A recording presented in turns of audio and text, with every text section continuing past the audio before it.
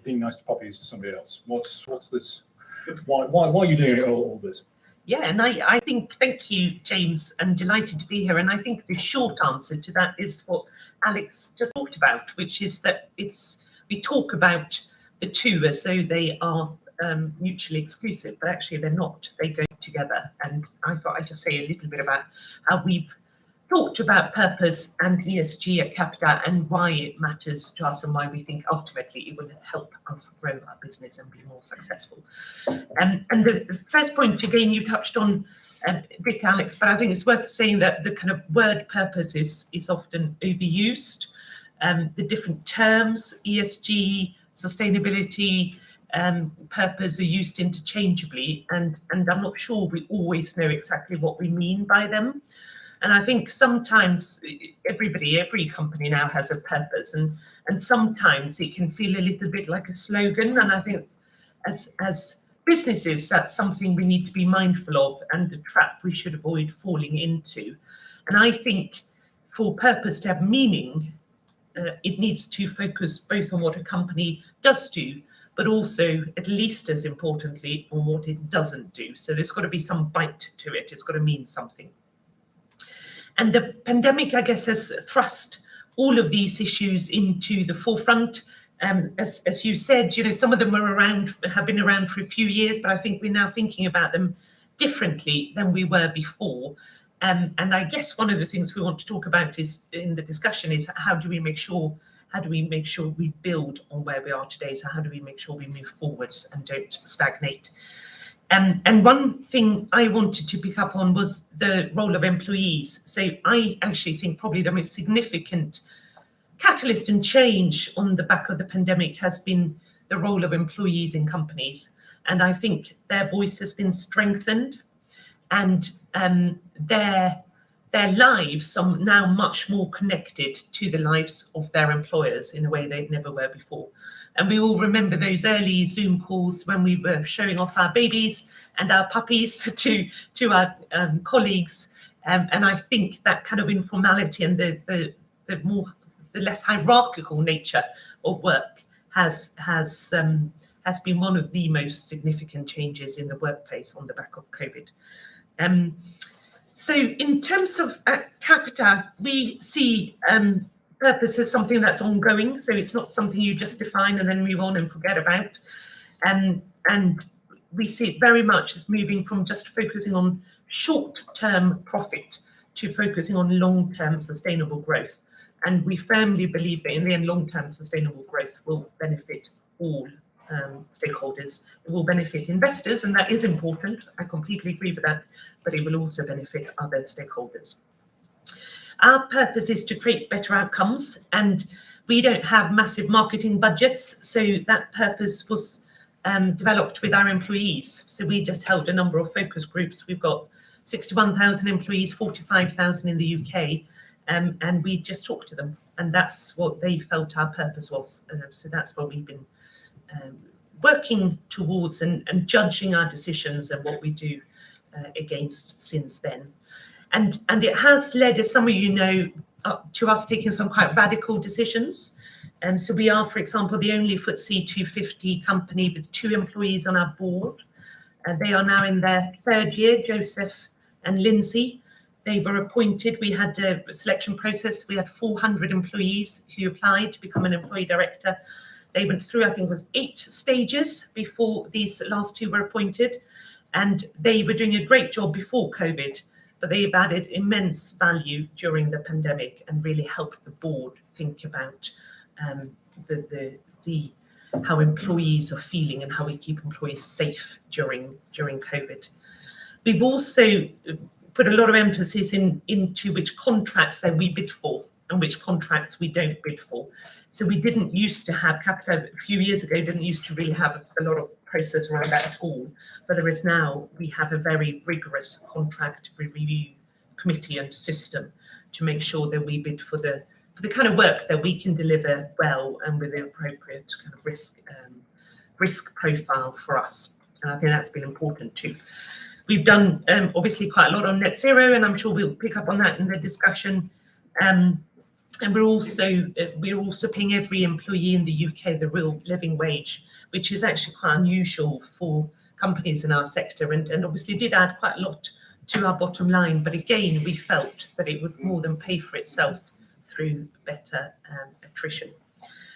And then the other thing I wanted to say just is around the importance of the CEO. So I think for us, this wouldn't have happened without our CEO, who came in and wanted to put purpose and ESG very much at the core of our strategy. And I think that is another kind of must-have. This starts with the CEO, and it's got to be led from the top. And I think I'll probably leave it there. So I guess the kind of summary is that for us, purpose has worked. We feel we have gone beyond it just being a slogan. And we think particularly about it, I think, as a kind of people business in terms of employees, as well as our other shareholders. And we feel it's served us well. And that's not to say there aren't sometimes tensions and there aren't sometimes difficult discussions or debates. But it's important to have those discussions and then to decide on a way forward. So, thank you. Thank you, Katja. And your essay question, I will come back in questions to ask you about that tension between purpose and profit, and whether or not there are cases where a choice has to be made. And also, I'm curious to know whether or not some of the things you've done have, as you hoped, paid off. So we'll come to that. And you provide an excellent segue on to our next bit by stressing the importance of the CEO. And frankly, there are no more important CEOs than the ones who speak on SMF panels. So without no more ado, over to you, Douglas, and the view from Innocent and the Better Business Act. Thank you, James. Yes, so quickly on, I guess, me and Innocent. I've been actually at Innocent for the last 15 years, and obviously Innocent as a business has been going for just over 20 years, and at the heart of that, of our company, has been our purpose, to make natural, delicious food and drink that helps people and the planet to live well and die old. And that we wrote that 20 years ago, and sitting here today, that feels more relevant and more copied than it ever has to this point. But ultimately, we've lived and breathed those tensions that have been talked about already between how do you successfully grow a company, and we're now over $500 million of turnover, so we've grown our business pretty substantially over that 20 years, but doing it in the right way.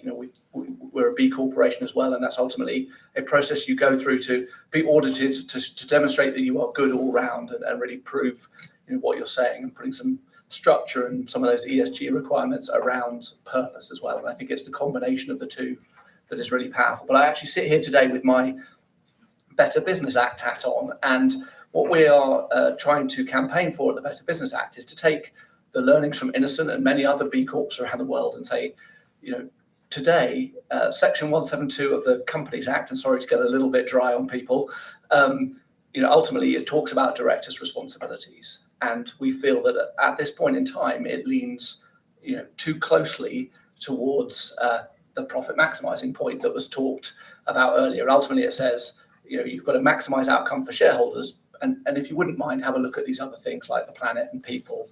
And we feel that there needs to be a stronger balance in the way that Section 172 is worded and corporate purpose is put at the heart of the business, to basically have a clearer balance between directors having responsibility and freed up to own that responsibility between people, profit and planet. That's a foundational part, and I'll sort of come on to talk about why. Who are we? We're over 750 businesses now campaigning for it. Sort of the household names that you'll probably know: the John Lewis Partnership, Iceland, ourselves, and a whole range of also really interesting small businesses from around the country. So this isn't about big business or small business. It's about a new bunch of leaders standing up and saying, we as business want to take responsibility. We want to put this purpose much more clearly at the heart of business. So who else is supporting us? Well, the IOD have also, and obviously the Institute of Directors are the largest body of directors in the country, and ultimately they have now come out in support of us as well. And this, in the last week, the British Academy have come out with their Future of the Corporation report, and within that, very clearly, the principles and the idea of the Better Business Act was at the heart of their recommendation. And I'm pleased to see off the back of that support from the Times and the Financial Times and others coming out in support of actually the Companies Act does need reforming. It does need sort of greater clarity. And And at the heart of that argument for me is about speed. 5 years ago, as we talked about, we would be arguing about, do we need to do this? Is the planet really a threat? Is social justice really an issue? That argument is over. This is about how quickly can we solve those issues now. And what you'll hear across conference, is how do we build that better? What's the role? How do we get to net zero? What regulation do we need to achieve some of those things? But what you need is alignment. You need alignment of all the different stakeholders, government and business working together. And right now, I think things are misaligned, because ultimately, as a director, you have one set of things saying, please go maximize for your shareholders. And then you've got other things pulling you other directions, like regulation and all the rest of it. Our view is the Better Business Act and changing that responsibility in Section 172 will align the what's and all the things that government are trying to put in place to kind of make things go faster with the why, with corporate purpose. And for those of you who are fans of Simon Sinek, if you align the why and the what, things tend to go a lot faster. And we really believe that whilst it's foundational legislation, all the tensions we talked about, how you then go and do that, that's what we want to empower directors to do. We're not setting a whole set of rules around and now follow this set of rules, but directors feel trapped. And many I talk to say, I've got shareholders saying one thing, I've got government saying another, I've got my employees saying another. And we feel if Section 172 clearly says directors' responsibility is to balance people, profit and planet, in technical language, of course, that alignment will make things go a lot faster. And there's also a lot of support around the Conservative Party as well. And we've been lucky enough to get a number of different MPs to write essays, and from Danny Kruger down in Wiltshire to Andy Carter up in Warrington, expressing why they think this is an important part of the change that needs to happen. And we've got lots of copies for people to sort of take away and use in their free time. And again, I'll stop there, but I think speed is critical. We're not arguing about the what now, but let's align the why with the what and move faster, because if we're going to lead the world to a more sustainable and fairer future, we have to work together. And we think this piece of legislation is an important part of that. Thank you very much, Douglas. I think there will be a chance to chew over Section 172 at great length, because even if you don't bring it up later on, I will. Because Oh, George. It's not nerdy, it's fascinating. But I will.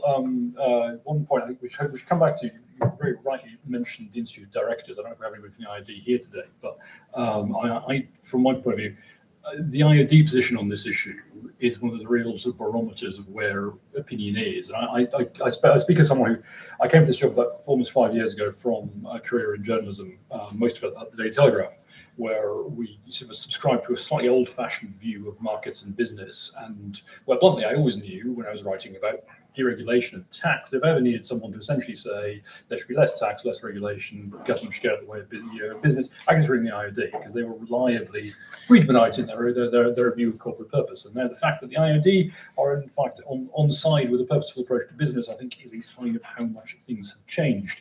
Now, I am delighted to announce that Jesse Norman has finished his speech and can educate us all. I've got to plug the book earlier on. Last time, just now, we were speaking at a Conservative Party conference. It was to discuss his very excellent book about Adam Smith, what he wrote, White Matters, and the other thing, which has a lot to say about about morality in markets, which I heartily recommend to anybody who likes this sort of thing. So, anyway, well, I can't do better than that, James. You're doing a marvellous job, and let me not interrupt such a perfectly splendid introduction.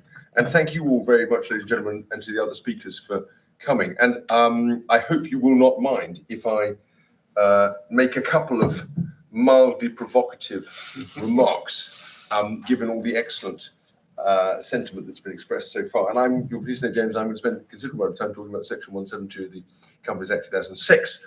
Okay, so a little bit on kind of credentials. You all know that I recently stepped down from the Treasury. I didn't actually do corporate governance at the Treasury as a topic, although it's something I've been interested in for an embarrassingly long period of time. I did a bit of corporate governance when we were setting up the UK Infrastructure Bank, which we have now done, which was one of my responsibilities. But mainly I did tax. And tax does bear on this, as we'll come to. But I suppose if I have any credentials to speak in this debate, it is that I was a very early employee of Institutional Shareholder Services, which was set up in 1985. I went to work for it in 1985 in Washington, DC, in order to essentially to try to create a market in corporate governance services. and it has done so. I mean, it's been an extraordinary achievement, an extraordinary growth story.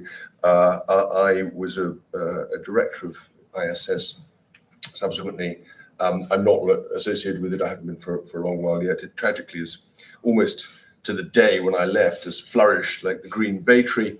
But it has had an enormous impact in helping institutional shareholders think about issues of governance, how they should be voting, how they should be reacting, what expectations they should have of their directors.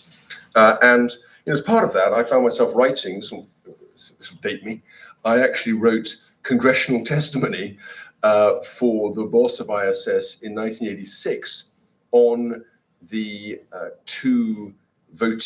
two-tier classes of shares on the New York Stock Exchange. And the potentially evil consequences. It's interesting to see the debate's gone right round, full circle, in terms of thinking about two tiers on the London Stock Exchange in 2021. So that's a little bit about my background. I don't think anyone at that time would have understood or agreed or necessarily expected the degree to which ESG as a token, as a set of ideas would have come to dominate, if not people's actions, then at least their talk in the 20 or 30 years since then. And let's just remind ourselves of the point that James rightly highlighted, which was at that time, in 1985, the reigning view of America could be summed up by two ideas. One was that the business of America is business, and the second was that the exclusive test of the value of a company was to be derived by the amount of its shareholder profits, and that the duty of directors was to maximize shareholder profits. That was the view, and as James has highlighted, Milton Friedman famously wrote a piece which defended this, and it did so largely on the grounds that directors needed to have a simple test of what their actions should be, and shareholders need to have a simple test of what their directors' actions should be. And the more you complicated that, the harder it would be to make the essential function of accountability that runs from directors to from shareholders to directors to the managers of the corporation to function. It was a time when fundamental asset values and trading values for companies were becoming wildly dissociated with them, and of course they were famously corrected in the end of by the end of the 1980s, largely by the emergence of leveraged buyouts and junk bond financed takeovers, which had the effect of fueling a tremendous takeover wave, which bought companies at low prices and then essentially dismantled them, sold them off for their underlying assets. There might be companies, there might be real estate, there might be franchises of different kinds, and created value thereby. And people not unnaturally felt that, many of the shareholders were getting shafted in this process, because in many cases they were getting shafted by the acquiring company, because it's often the acquiring company shareholders that do worst out of takeovers when they go wrong. So that was the context. And institutional shareholder services was about advising shareholders about what they should do in order to retain the value of their shares in the face of this takeover boom. So that was the original context from where this line of thought emerged.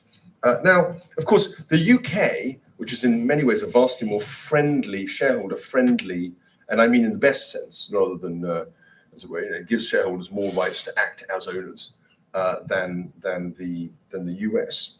The UK was not immune from this line of thought, and it therefore reacted and reflected some of the arguments that had taken place in the US. Now, there was a classic, I want to point to a great fallacy and just diagnose it in principle, and then we can turn to the UK context. The fallacy is between equating the following two things: that the shareholders should have rights to the ultimate returns to the company when all the other claims have been satisfied. That's one claim. And then the other claim is that the company should be managed exclusively for the benefit of the shareholders. You see, they're two different things, right? You can logically hold that the shareholders might be not the only people for whom a company might be run, but nevertheless, in a wind-up, have the benefit of the ultimate claims to the capital of the company. But the running those two things together often makes people think that if a shareholder has ultimate rights to the company's share capital, all other claims having been satisfied, then that must be the same thing as the company being run in the interest of the shareholders. Okay, Bit of a niche point, but absolutely fundamental to the argument. Okay, so what the Companies Act 2006 did was, in a way, quite brilliantly, a piece of Labour legislation, to recognise the equivocation and to accommodate it. It was itself a compromise.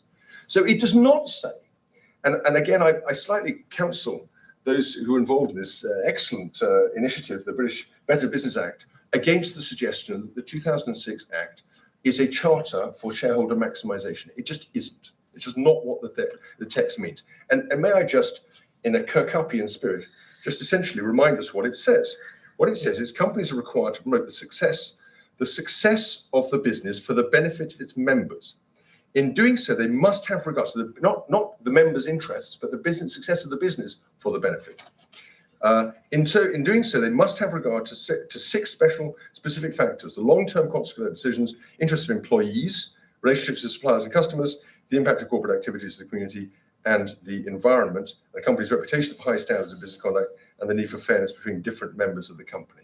So that is a very wide-ranging, very carefully crafted compromise between these 2 poles, right? The one pole that says, when we're going to make this so vague that the director can do what they damn well please. That's the one pole. And the other pole, they're only there to manage the interest or promote the interests, maximize the benefits of the shareholders. So that's the distinction that's encoded and the compromise that's encoded in 2006 Act.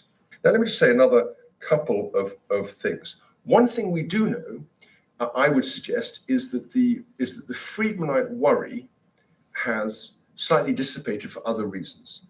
I don't think it is a reasonable claim now to suggest that that directors are so conflicted about what they do or should do that they're incapable of taking a decision or being held to account. I think in many ways, companies and directors are besieged with people seeking to hold them account in different directions. And their worry actually is not that what they do may not be legal, it is that they don't know what to do. And so how can we help them to think about that? I think it's a very simple answer to that question, which is, do not worry about shareholder profit maximization. Worry about producing a great product that people really love and doing it with a team and doing it for the benefit of everyone associated with the organization. And if you do that, then you will succeed and the shareholders will do well. But aiming at profit is not actually that great a recipe for making a profit, paradoxically perhaps. The great example of this, of course, as you will be aware, well, there are several, but the one I like is ICI, which famously changed its corporate brief from making paint to making profits, and shortly before it died. And so that is I think a salutary test. So I suppose my worry for the Better Business Act would be that it's a kind of idol of the theatre, as Francis Bacon might have put it. In other words, we're obsessed with the idea that this token of change to an act, which actually doesn't have that much effect on people's behavior and won't, as amended, have that much effect on people's behavior, is the same thing as actually changing things. And what we really need to do is actually change things. And now I'm going to say something very provocative, which is, am I right in thinking, Douglas, that Innocent is owned by Coca-Cola? Because if it is, by far the best thing Innocent could do would be to persuade its parent to start living by its Innocent's values. If it did that, I think it would be much more effective than passing this piece of legislation. I hope that's been provocative enough for you all. Well, I think I think it's well, Douglas has to have the right to reply to the question before I put a question to all of you. So on 2 things. First of all, in terms of you can sit and say there's a technical argument in here, and I, to some extent, I would agree with you. But ultimately, what we've seen and sitting in the boardroom today, there are many conflicting pieces, that come at you. But ultimately, directors are, in their ultimate decision making, are biased towards the shareholder outcome 9 times out of 10. And we need to find a better balance if we're going to build that better and all of those things and provide clarity. And again, exactly the point that James But why made. would adding purpose make it clearer, Douglas? Because what we're asking for is a better balance in terms of freeing directors from this sense of commitment that shareholders have to come first, And that is, whether real or not, that is what is felt amongst boardrooms and business leaders. And when the business leaders that I talk to would want a set of responsibilities where the ultimate decision making on the trade-offs that you talked about, between finding ways to balance profit with their employees, and I completely agree with Katja about the voice of employees is getting louder. All these, being a director these days, there's a lot coming at you from a lot of directions, and making sure that the legislation is aligned to that, so that you feel empowered by the legislation rather than having to take the legislation into account with all those competing interests is a really important part. And to the second point, I think the change that all companies around the world are going is impressive to see. And Katja and others have talked about it earlier, and I don't think Coca-Cola and others are any different. The transition that they're making and the huge change they're making, whether it's their commitment to the environment, other things, are actually really impressive when you get under the skin and the facts of those things. So I'm actually, the fact that they've invested in a business like mine and allowed me to grow it exactly against the purpose of the company, I think demonstrates the direction of travel that we have, and that large businesses are evolving and transforming, but there is confusion, and that's causing friction. And as I said, I'm about pace of change, and I believe fundamentally that clearer legislation will drive faster pace of change. The momentum's in the right direction. This is about removing friction from the different point of view. That's how I see it. Thank you for that. I got one other provocative question. I'm going to ask it to this side of the table, to Alex and Katja, which is, I turn my position on its head immediately. So, having said lots of nice things about this, how do we know this isn't just a fad? Once upon a time, 10, 15 years ago, companies talked a lot about CSR, which turned out essentially to mean business as usual, but then go plant a tree afterwards. So is there, essentially, the question, why is this different? Why should this be more durable than CSR, or is there a risk that actually it proves to be something that doesn't quite live up to its billing, and therefore engenders cynicism, not confidence in markets? Well, I don't think it is actually. I think the pace of change has been, as mentioned, so rapid about it. And going back to the ESG stuff, we're not just looking at one metric. If we're looking at one metric, we might say this is a fad that goes away. It's generally how companies are working together and connecting together. And what we're seeing constantly from every sort of level, the business I speak to, the institutional investor I speak to, is that they're just getting constant calls from their shareholder about this. We've talked about the climate crisis, that's one aspect of it, but it's more than this. Like, we are accepting that we're going to a new future and a better future. And people want to have cleaner air, they want to have lower carbon, they want to buy and invest in companies that are good. I'm going back to the conversation about Coca-Cola and Innocent. I would actually suggest that's quite a positive thing for Coca-Cola, because frankly, Coca-Cola bought Innocent, I'm sure, because they want to make money, and they realised people like Innocent because of the way it's working, therefore they can make profit. So actually, they're saying good company, they see a good company, which is a good social business, and they can say, well, they're making profit, we want to make profit. And that's what I'm saying, there's no juxtaposition between making profit. I think that's a very good thing, but the way to make profit now and to increase profit is to embrace what the consumers and the market wants, which is better companies. And let's be honest, as politicians, you say it's a fad. I don't want the fad to go another way. I want the consumers, I want people to have a better standard of living and better companies. If it is sort of faddy, let's ride the fad, ride the goodwill, and push it forward, because I also believe it is going to be like a better society and a better world. And we in the UK and also in the West can lead by example and need to lead by example.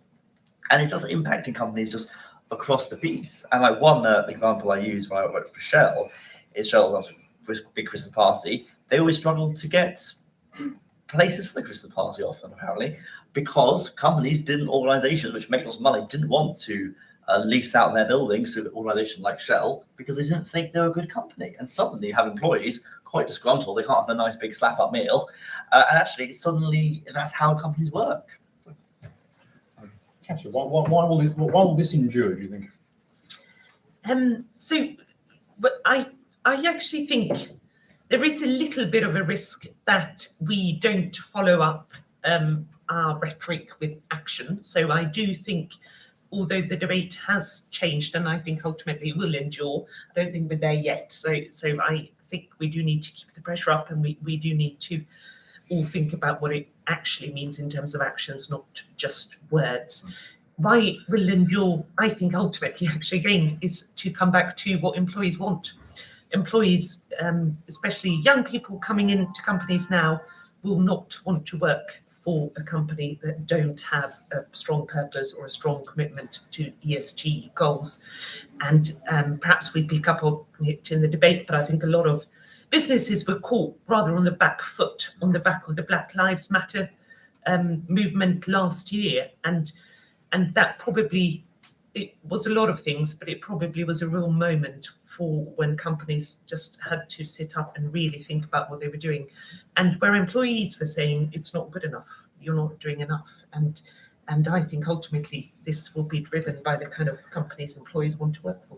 If I just jump in one more point of this, I think there is though the danger that companies do go the other way, and I agree with get employees more involved with my companies, suppliers. I think there's a danger some companies might go the other way and say, right, we're doing an issue, let's say Black Lives Matter, just mentioned it. They suddenly decide to get representatives of Black Lives Matter on the company, and those representatives don't necessarily have the business's profit at heart.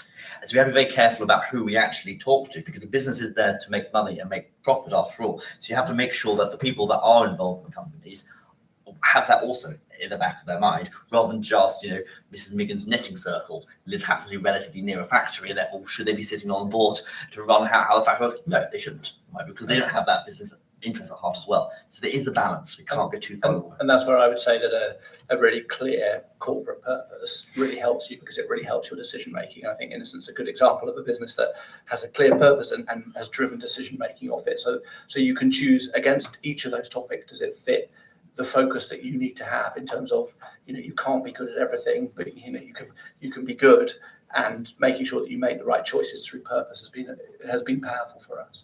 Thank you.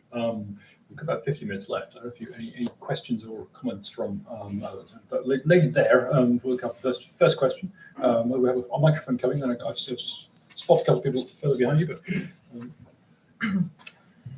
thank you. Thanks for a very interesting discussion so far.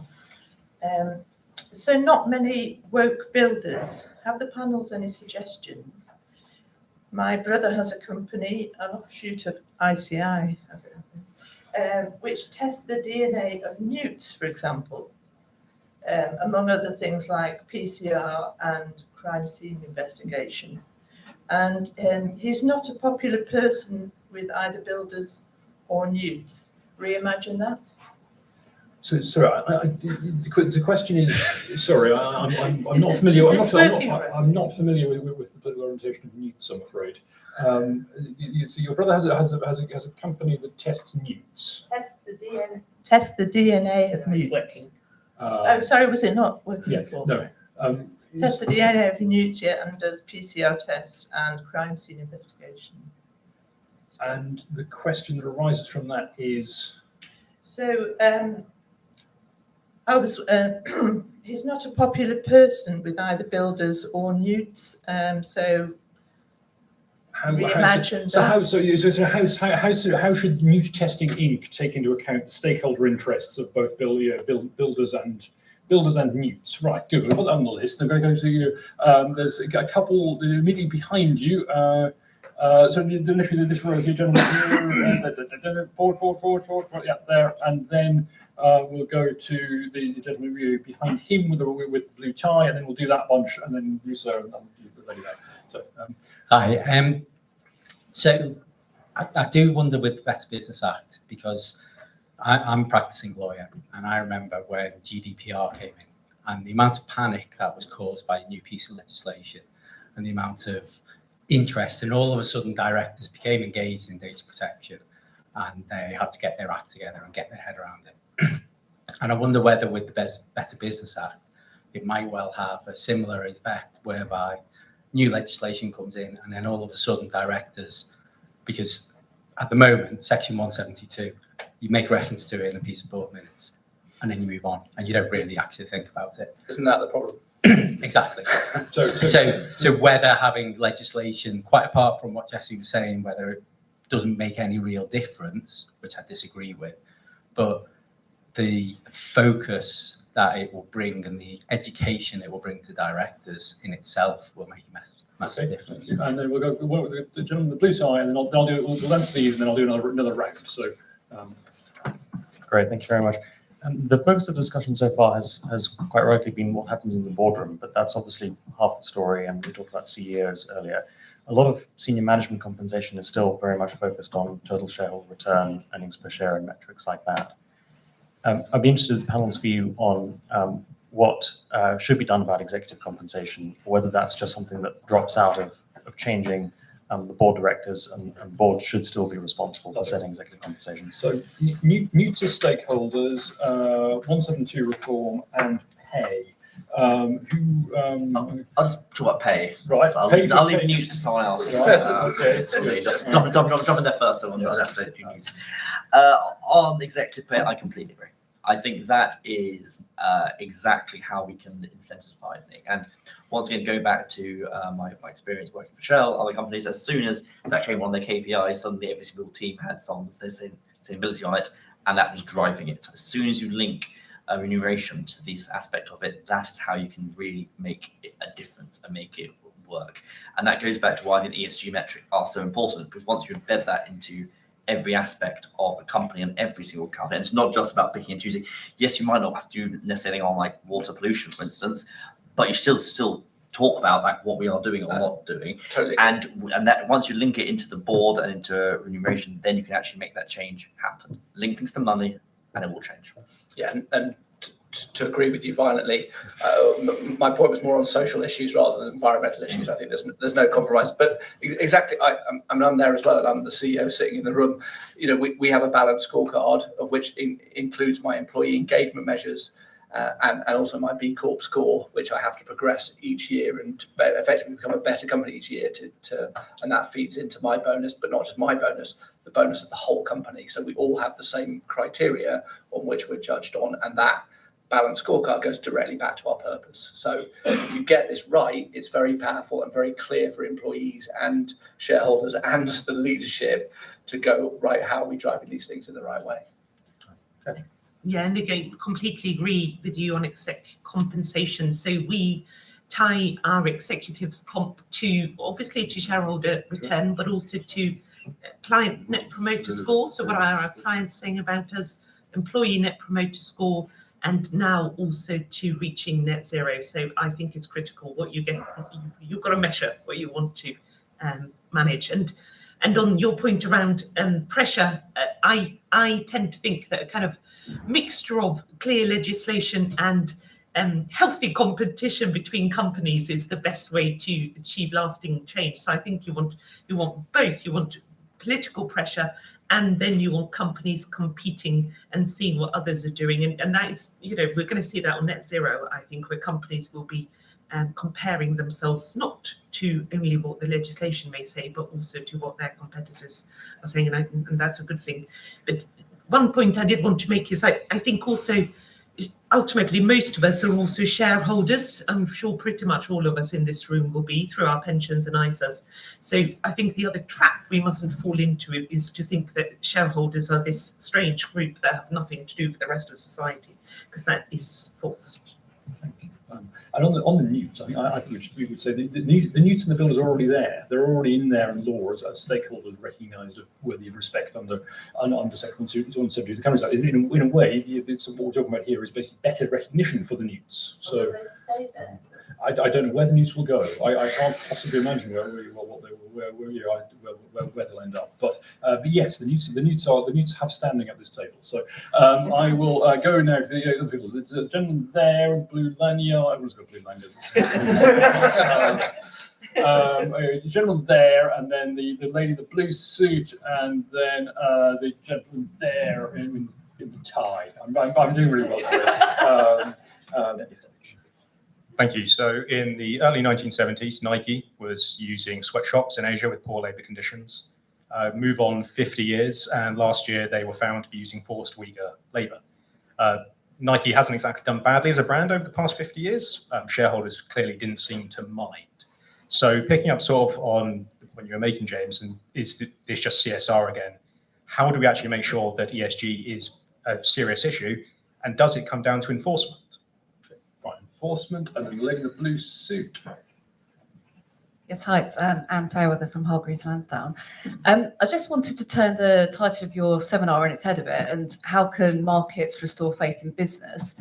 A key point there is around the metrics, especially I think on the E side, there's a lot of work going on how you measure carbon. I think that is in hand, but on the social side, it's very hard for investors to work out how much of this is gloss, and it's very hard to compare. But obviously, companies have very different business models as well. So, how do you define the S? My favourite example on this is that I think, no offence to it, British American Tobacco scores very highly on most S metrics. they probably pay very well, right? Yes, So their employees. And the gentleman there, I've lost him. Where are you? There you are. Yes. Thank you very much. I'm Anthony Manchester from BlackRock. I just want to say that I think the shareholder angle is really, really important, and as well as the legislative changes that are being considered, and I'm not commenting on whether or not they're necessary. I think that the role of stewardship, and particularly pension funds, is vital. And to the comment from the gentleman just made, I think people are waking up to that now, and there's a real sea change I think we see. I mean, we look after the pensions of millions of people in the UK, and they're all long-term investors.